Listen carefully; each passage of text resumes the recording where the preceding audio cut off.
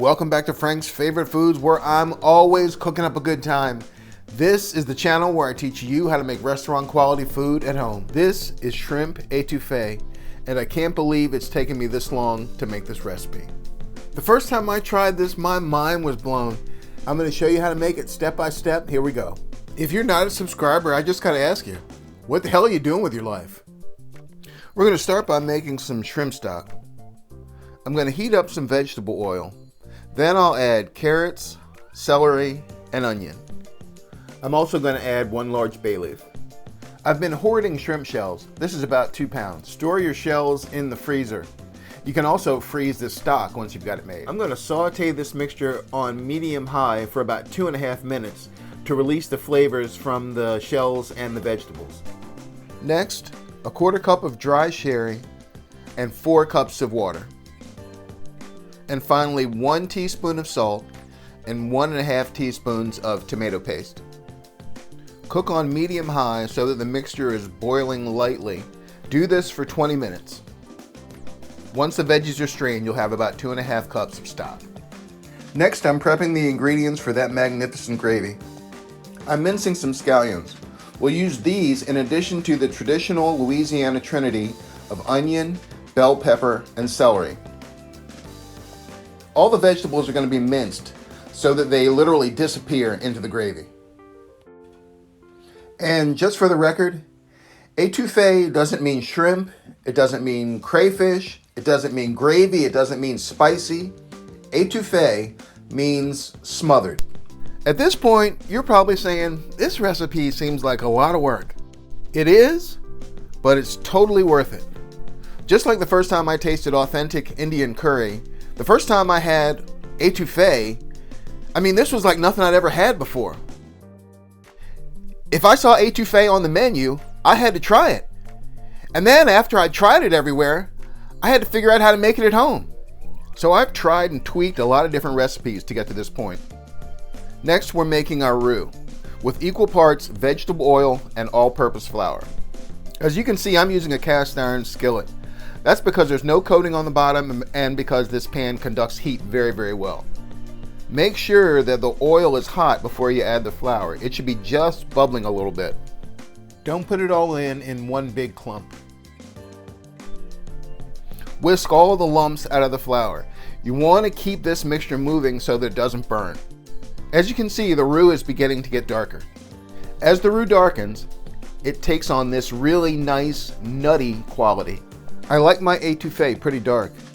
Knowing that this cast iron skillet retains a lot of heat, I'm going to turn off the heat and begin to arrest the cooking process by adding all the minced veggies.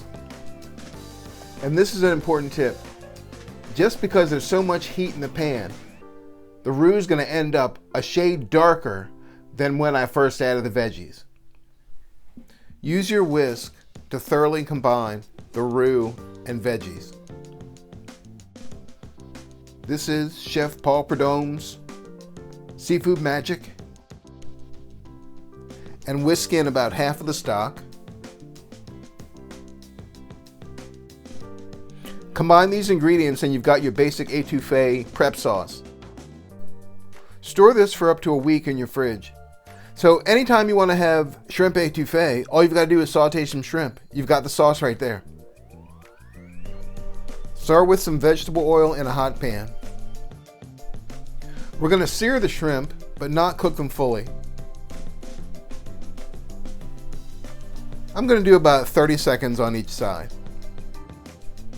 Because this pan is nice and hot, these shrimp are perfectly seared.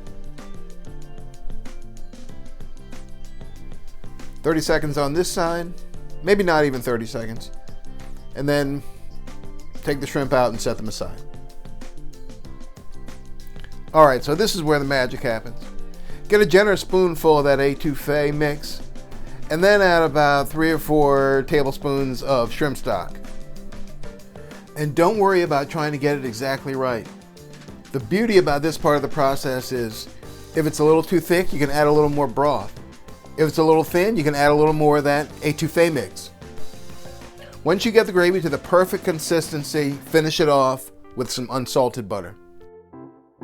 The addition of that little bit of butter at the end just brings everything together. I mean, I don't have to speak. You can almost taste how good that looks. Taste how good that looks. What the hell? Well, I'm not usually one to toot my own horn, but toot toot, this is looking good. And the very definition of etouffee is smothered. I back my train up to Creole town. What I'm hauling in is a load of gravy. Ugh, that guy was weird. But the thing is, make lots of gravy. And for God's sakes, if you've never had etouffee, even if you don't make it at home, go out and try it somewhere. It's this rich, spicy, savory, nutty shrimp sensation.